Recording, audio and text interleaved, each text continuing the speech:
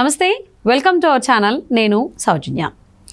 కేసీఆర్ గారు రాబోయేటువంటి ఎన్నికల్లో ఆంధ్రప్రదేశ్లో జగన్మోహన్ రెడ్డి గెలుస్తాడు అని చెప్పని జోషిని చెప్పారు అని చెప్పి అంటున్నారు కొంతమంది విశ్లేషకులు. మరి అదే నిజమైతే అది చెప్పింది ఎందుకు? జగన్మోహన్ రెడ్డి పైన అభిమానంతోనా, లేకపోతే అక్కడ ఉన్నటువంటి పరిస్థితి ఏ విధంగా ఉంది అండ్ దీనిపైన చంద్రబాబు గారు ఏ విధంగా స్పందించేటువంటి అవకాశం ఉంది? మరి అంశానికి సంబంధించి మనతో మాట్లాడడానికి, వారి విశ్లేషణని మనతో పంచుకోవడానికి ఈరోజు మనతో పాటు ఉన్నారు సీనియర్ పొలిటికల్ అనలిస్ట్ అడిసిమిల్లి శ్రీనివాసరావు గారు ఉన్నారు. వారితో మాట్లాడదాం. నమస్తే అండి.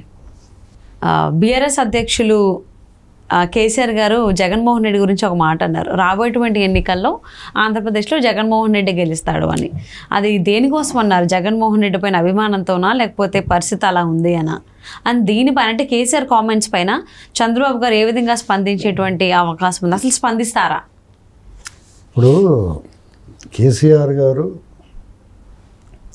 ఒక ఇంటర్వ్యూలో మాట్లాడుతూ ఆంధ్రాలో జగన్మోహన్ రెడ్డి గారు తిరిగి అధికారంలోకి వస్తారన్న సమాచారం ఉందన్నాడు.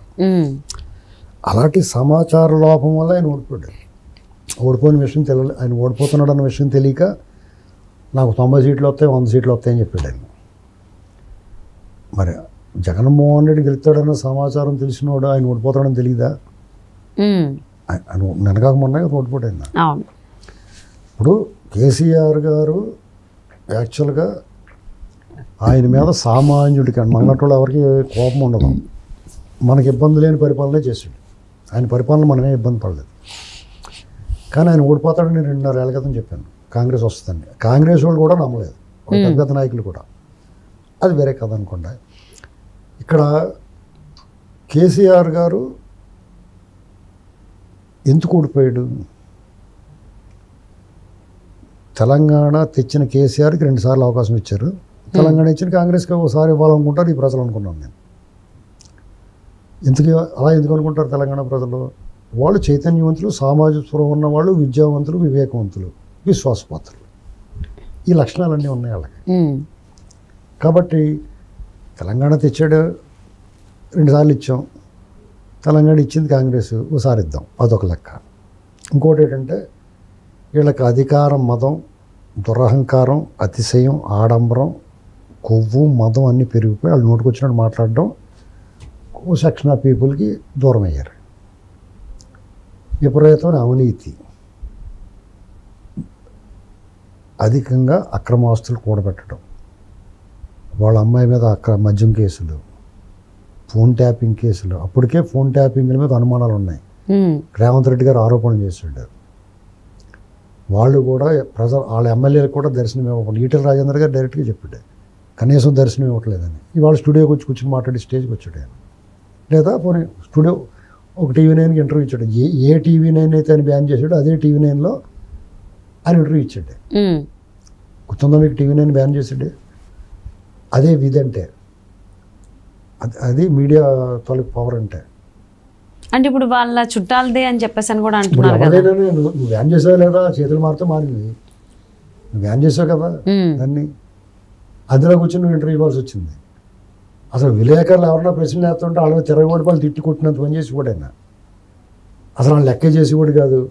చంద్రబాబు నాయుడు గారు లాంటి వ్యక్తిని ఒకప్పుడు సహచరుడిని ఆయన దగ్గర ఈ మంత్రిగా పనిచేసాడు. పైగా డైహార్డ్ ఫ్యాన్ అతనికి, డైహార్డ్. అలాంటి తూని బతుకు చేయడ లేదా డర్టీ పొలిటీషియన్ ఇలాంటి నోటి ఒట్టం కవర్లు అన్నమాట. నోరు జారి కూడా, నోటి దూరం తీర్చుకుని కూడా ఆయన తిట్లకి, ఆయన బూతులకి అలవాటు పడిపోయారు జనం. ఆయన తిట్టబోతే కూడా పెద్ద పట్టించుకోరు. తిట్టకపోయినా పట్టించుకోరు. వాళ్ళలో ఏమనుకుంటా తెలుసండి, పచ్చి బూతులు మాట్లాడతారు. నోట్లోంచి బూతులు తప్ప వేరే రానివాడు ఉంటాడు అక్కడ. వాళ్ళు పెద్ద పట్టించుకోరు, అలవాటు అయిపోతుంది. ఆడే మాట్లాడినా ఆడు అలాగే మాట్లాడతారా అని వదిలేసాం అనుకుంటారు. అలాగే ఇన్ని వదిలేశారు. అందరు ప్రజలందరూ యాక్సెప్ట్ చేస్తారు. ఆయన తిట్టినా కానీ పెద్ద పట్టించుకోలేదు ఆంధ్ర వాళ్ళు. ఎన్ని తిట్లు తిట్టిపోడు. ఆ మధ్యన బీఆర్ఎస్ పార్టీ పెట్టి ఆంధ్రాలో పోటీ చేస్తాం, అక్కడ కూడా పార్టీ కార్యాలయాలు అక్కడ కొంతమంది చేర్చుకుని రికార్డింగ్ డ్యాన్స్ చేస్తాం చూశారు. అక్కడ ఇక్కడ సీన్ కాలిపోతుంది అనుకునేవాడికి అలా కనీసం వాళ్ళు బోర్డర్ దాటి కూడా వెళ్ళలేదు ఎక్కడికన్నా. ఇన్ని రకాల తప్పులు పెట్టుకుని ఇప్పుడు ఆయన్ని వాళ్ళ అబ్బాయి ఏం తక్కువ తిన్నాడా? చంద్రబాబు నాయుడు గారు అరెస్ట్ అయితే నోటికి వచ్చిన మాట్లాడి నవ్వు వచ్చింది అన్నమాట. ఈసారి వీళ్ళ పరిస్థితి వాళ్ళు నవ్వుకుంటున్నారు. వాళ్ళ అమ్మాయిని ఊరుకుంటారు. తెలుగుదేశం పార్టీని వాళ్ళు తక్కువగా అంచనా వేసుకున్నారు. వాళ్ళ నాయకులు లాక్కున్నారు. వాళ్ళ అభిమానులు, సానుభూతి పరులు, ఓటర్లు, ఓట్ బ్యాంక్ ఎక్కడ పోతాయి? కర్ర కాల్చి వాద పెట్టారు వాళ్ళు. టీడీపీ పోటీ చేయకుండా ఓడిచ్చింది ఆవిడ. అవునా అవునా కదా. ఇక హరీష్ రావు గారు అయితే ఏకంగా టీడీపీ ఆఫీసుని మీరు ఖాళీ చేసేసుకోండి, ఇప్పుడు వాళ్ళ ఆఫీసు ఖాళీ అయిపోతుంది. నీవు నేర్పిన విద్య నీ దగ్గరికి వచ్చిన వాళ్ళందరూ అలాంటి వాళ్ళు వేరే వాళ్ళ దగ్గర నుంచి లాక్కున్నావు. వాళ్ళ దగ్గర ఎందుకుంటారు, నీ అధికారం పోయిన తర్వాత ఏదో వంకటికి పోతారు అక్కడికి. పైగా నువ్వు చాలా దగ్గర అనుకున్న కేకేశ్వరరావు అలాంటి వాళ్ళు పోయారు, కొత్త సుఖేందర్ రెడ్డి గారు అలాంటి వాళ్ళు, కడియం శ్రీహరి గారు. ఇక దగ్గర ఎవరు మిగులుతారు? ఆ నలుగురు మిగులుతారు. ఏంటండి ఇలాంటి పరిస్థితుల్లో ఆ పాము చచ్చిందని అందరూ కూడా అనుకున్నారు. అప్పుడు టీడీపీకి సంబంధించిన వాళ్ళు కానీ, తెలంగాణ సమాజంలో టీడీపీ మీద అభిమానం ఉన్నవాళ్ళు కానీ, న్యూట్రల్ పీపుల్ కానీ ఆ పాము చచ్చిందనే తోకలో ఉంది ప్రాణం అనుకుంటున్నారు. ఇప్పుడు మళ్ళీ ఇలాంటి మాటలు మాట్లాడితే ఇతనికంటే కూడా జగన్ మీద కోపం ఎక్కువ. కేసీఆర్ గారి మీద కోపం కంటే కూడా జగన్ లాంటి బందిపోటు దొంగలకి ఇతను సపోర్ట్ చేస్తాడని కోపం దీని మీద. గత ఎన్నికల్లో జగన్ చాలా కోఆపరేట్ చేసి పెడుతున్నాం. ఇక్కడ వ్యాపారస్తులందరినీ కూడా, ఆంధ్రాకి సంబంధించిన ఇక్కడ వ్యాపారస్తులందరినీ అదుపు చేసి వాళ్ళందరినీ జగన్కి మద్దతు ఇచ్చేలా చేసాడు. అతను నిధులు సమకూర్చేలా చేసాడు. అసలు నిన్ను ఓడించడానికి అదొక కారణం. ముందే ఇక్కడ స్విచ్ చేస్తే అక్కడ లైట్ వెళ్తుంది కాబట్టి ఈ స్విచ్ని లేపేశారు ఇక్కడ. అది తెలుసుకోవాలి ఫస్ట్. ఈ రెండు ఆంధ్ర తెలంగాణ సయామీ కవలలో వాళ్ళందరూ ఆలోచన విధానం ఒకేలాగా ఉంటుంది. అర్థమైందండి. సయామీ కవలంటే తెలుసు కదా, బుర్రలో రెండు వేరైనా కానీ శరీరం అతుక్కుని ఉంటుంది, ఒకటే శరీరం ఉంటుంది. ఇక్కడ గెలితే అక్కడ నొప్పి వస్తుంది, అక్కడ గెలితే ఇక్కడ నొప్పి వస్తుంది. భాషలు వేరైనా యాస ఒక్కటే, యాసలు వేరైనా భాష ఒక్కటే, ప్రాంతాలు వేరైనా అంతరంగం ఒకటే. వాళ్ళందరూ ఆలోచన ఒకలా ఉంటుంది. నేను ఇంటికి పంపించారంటే అక్కడ నీ వాడిని నీ ఫ్రెండ్ అక్కడ ఇంటికి పంపిస్తారా. అందరికి శాంపుల్ ఇక్కడ చూపించారు రుచి. వీళ్ళందరూ సెపరేట్గా అక్కడ చంద్రమండలి నుంచి ఏం దిగిరారు కదా ఆంధ్ర వాళ్ళు. ఇక్కడ ఉంటారు అక్కడ ఉంటారు, వాళ్ళు తెలుగు భాష లెక్క చెప్తారు కదా సినిమాలో. అలాగా ఈ తోకలో ఉన్న ప్రాణం ఇప్పుడు ఏం చేస్తారు, ఎంపీ ఎలక్షన్లో నీ మీద కోపం తగ్గిపోయింది. కేసీఆర్ గారు బీఆర్ఎస్ పార్టీ మీద కోపం తగ్గి ఉంటుంది, ఓడించారు కదా అని, ఓడిపోయారు కదా అని.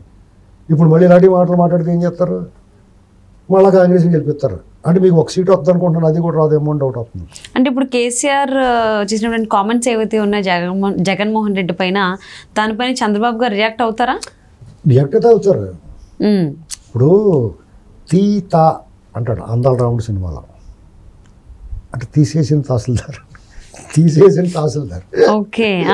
అలాంటి తీసేసిన తహసీల్దార్లు చాలామంది గత ఎన్నికల్లో జగన్మోహన్ రెడ్డికి ఇన్ఫ్లుయెన్సర్స్ కింద వచ్చి, అబ్బే ఆయన బాగా గెలిచేస్తాడండి, చాలా బాగా చేస్తున్నాడు, ఇతను ఒకసారి చెప్తే బాగుంది చూడాలి అని చంద్రబాబు విమర్శించేవారు. అలాగే ఇప్పుడు కూడా కొంతమంది ఇన్ఫ్లుయెన్స్, అతను నాకు మీరు ఎవరున్నా లేకపోయినా పత్రిక లేకపోయినా నాకు సోషల్ మీడియా ఉందంటున్నాడు, నాకు పెద్ద స్క్రిప్ట్ ఏదో ఉందంటున్నాడు. అంటే ఇలాంటి వాళ్ళు అందరూ వస్తారు. ఇప్పుడు ఆ తీసేసిన తహసీల్దారులు ఎవడో రావట్లేదు జగన్మోహన్ రెడ్డికి. అంటే విశ్రాంతి అధికారులు, మాజీ జడ్జీలు వీళ్ళు ఎవరు రావట్లేదు మాట్లాడటానికి. ఎవడో మెట్ల దగ్గర కట్టలపోము, అమరావతిని అమరావతి అన్నవాడు, ఉపసం ఆయాసం ప్రొఫెసర్ ఇలాంటి వాళ్ళు ఎవరో వచ్చి మాట్లాడుతున్నారు. ఇంకా అంతకు మించి అతను సపోర్ట్ ఇచ్చి కూడా లేరు. వెబ్సైట్లు, యూట్యూబ్లు ఓదరగొట్టేస్తున్నాం కానీ అది పెద్ద ఎక్కదాం. ఎందుకంటే నువ్వు అబద్ధాలు చెప్తే ఎవడంటాడు, గ్రౌండ్ రియాలిటీ దగ్గరికి చెప్తే కొత్త వింటాడు ఎవడన్నది. గ్రౌండ్ రియాలిటీ జగన్మోహన్ రెడ్డి చాలా టైట్గా ఉంది, అతను కష్టంగా ఉంది, ఓడిపోయేలా ఉన్నాడు, కానీ కష్టపడాలి గెలవడానికి అని చెప్పారు వాళ్ళు, అది వింటాడు ఎవడన్నది. అంతేగాని అబ్బాయి 175 నీ ముఖం చూసి కూడా ఎవడ లేకుండా నేను ముఖం చూస్తేనే పారిపోతున్నప్పుడు 175 వస్తాయని మాట్లాడితే ఎవరిని వింటాడా? అలాగే అప్పుడు అతనికి మద్దతు ఇవ్వడానికి, అతని పేరు చెప్తానికి ఇప్పుడు కొంచెం ఇన్ఫ్లుయెన్సర్స్ ఉంటారు సమాజంలో. వాళ్ళు ఎవడన్నా జగన్మోహన్ రెడ్డి గురించి మంచిగా మాట్లాడాలంటే వాళ్ళ చెడ్డ పేరు వస్తుందని వాళ్ళు మాట్లాడతలేదు. ఇప్పుడు సినిమా ఇండస్ట్రీలో చిరంజీవి గారు ఎప్పుడు ఏం మాట్లాడేవాడు కదా, ఇప్పుడు ఏమన్నాడు, కూటమి చాలా బాగుంది, కూటమికి ఓటేయాలని మద్దతు ఇస్తున్నారు. సినిమా ఇండస్ట్రీలో మిగతా వాళ్ళు వస్తారు, నీకు ఆలీని వాసన కృష్ణమురళి మిగులుతారు. ఆలీ కూడా మిగులుతాడో మిగలడో చెప్పలేము. జబర్దస్త్లో శాంతి స్వరూప్ ఉంటాడు కావాలంటే నీకు, అది పరిస్థితి. ఇక వీళ్ళందరూ కూడా లాభం లేదనుకుని ఆ కేసీఆర్ గారిని ఎవడో మాట్లాడేటప్పుడు ఏం చేస్తాడు, కేసీఆర్ గారు బయటకు వచ్చి నాకు తప్పతరా బాబు అని వచ్చి అతనే వచ్చాడు. నీ మాట ఎవడే అంటావు, నీ రాష్ట్రంలో తెలంగాణలోనే వింటలేదు, ఇంకా ఆంధ్ర వాళ్ళు ఎందుకు వింటారు? అవునే కదా. అందుకని ఆయన మాట్లాడకుండా ఉంటే ఆయన గౌరవం దక్కింది. ఇప్పుడు ఆయన తుంటిమేమికి ఇరిగిపోయినప్పుడు చంద్రబాబు గారు ఇలా తుంటి మీద చేయేసి పామేడే లేదా, చేయేసి పామి ఎలాగుందా, నొప్పి తగ్గిందా అని అడిగాడా? దాని గురించి అయినా మూసుకుని ఉండాలి కదా. అవునే కదా. ఇలాంటి ఎక్స్ట్రా చేస్తాడు, ఏం చేస్తారు, మరి బాబు ఇంక ఈ పోవం సావలేదురా బాబు అని ఈసారి ఇంకో దెబ్బ వేస్తారు. సో మరి పార్లమెంట్ ఎన్నికల్లో కనీసం 2 సీట్లు దాటి రాకపోతే బీఆర్ఎస్ పార్టీకి ఆ పార్టీ క్లోజ్ అండి. సో మరి కేసీఆర్ గారు చేసినటువంటి కామెంట్స్ ఏవైతే ఉన్నో జగన్మోహన్ రెడ్డి పైన మరి అవి నిజం అవుతాయా, దానిపైన చంద్రబాబు గారు ఏ విధంగా రియాక్ట్ అవుతారని చూద్దామండి.